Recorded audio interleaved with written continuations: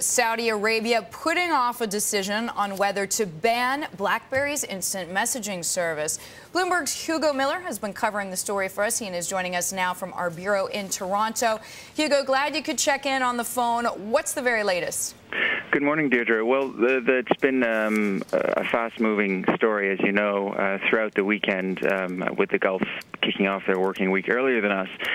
The latest we've got overnight is that a newspaper, the Okaz newspaper in Saudi Arabia, is reporting that tests that they say that RIM has been doing with the various telecom regulators to install servers locally were successful.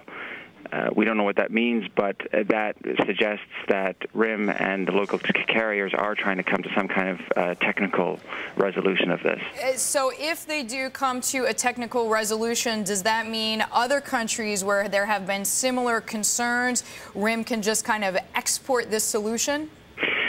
That, I think, is the question everyone's asking. Obviously, what all these other countries would like to do now is say, well, look, you've struck a deal with Saudi Arabia. Why don't you come and install some servers in our country?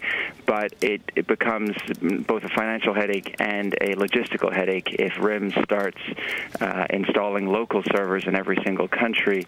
It decentralizes a very centralized network of servers that they operate, and ultimately it means it's harder for them to keep control on things.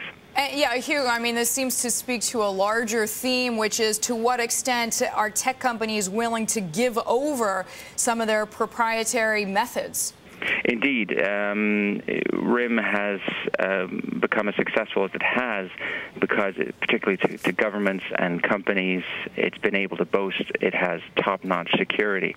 The moment you decentralize your whole system and start giving a certain amount of control and allowing more monitoring by local governments, well, the question everyone is asking is this going to compromise the BlackBerry's integrity?